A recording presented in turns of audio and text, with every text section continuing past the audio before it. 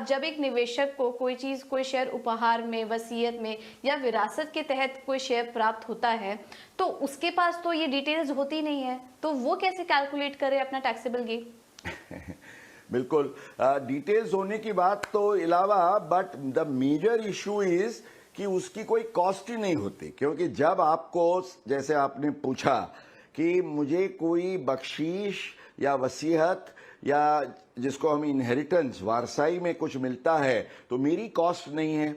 अब निवेशक को ये दुविधा होगी कि क्या मेरी कॉस्ट को जीरो गिनते हुए अगर आप मेरी सेल प्राइस को कंपेयर करेंगे तो बहुत बड़ी रकम पर मुझे मुनाफा होगा और टैक्स भरने की जिम्मेवारी आएगी।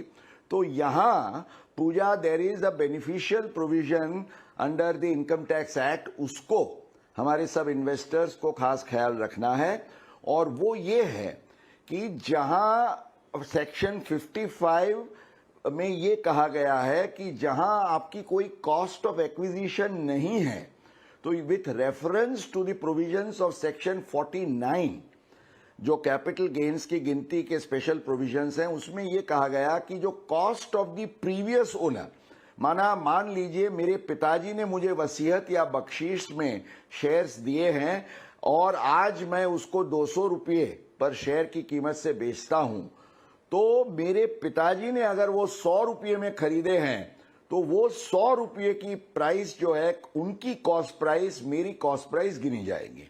अब ये बहुत पुरानी बात है, तो मेरे पास अगर कोई और एविडेंस नहीं है तो मैं इन दी ऑल्टरनेटिव मैं जा सकता हूं ग्रैंडफादरिंग के प्रोविजंस पर, ताकि जो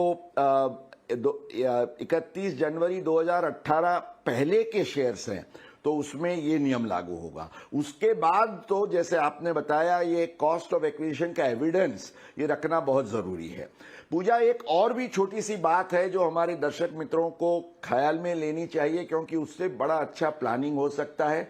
मान लीजिए मुझे वसीयत में मेरे पिताजी ने जो शेयर्स दिए हैं वो कई सालों से वो होल्ड कर रहे हैं, और मुझे आज मिले शेयर्स अगर मैं एक दिन के बाद कल बेचता हूं, तो सवाल ये खड़ा होगा कि इसको लॉन्ग टर्म माना जाए या शॉर्ट टर्म। अब क्योंकि लॉन्ग टर्म का जो रूल है कि आपको 12 महीने होल्ड करना चाहिए, तो मैंने तो एक ही दिन होल्ड किया।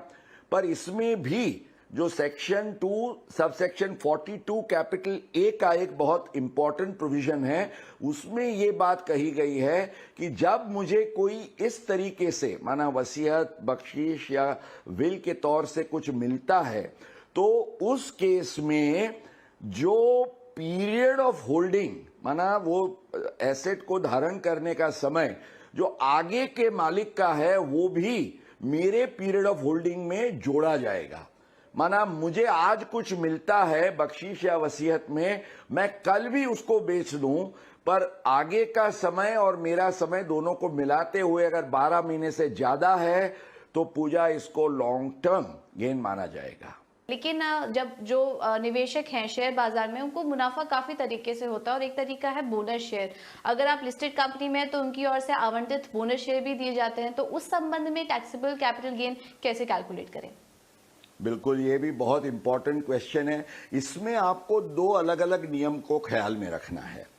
अगर ये बोनस शेयर आपको 31 जनवरी 2018 के पहले मिले हुए हैं, माना ग्रैंडफादरिंग की जो कट ऑफ डेट है उसके पहले, तो 31 जनवरी 2018 की जो फेयर मार्केट वैल्यू है वो आप ले सकते हैं ये बोनस शेयर्स की कीमत के लिए।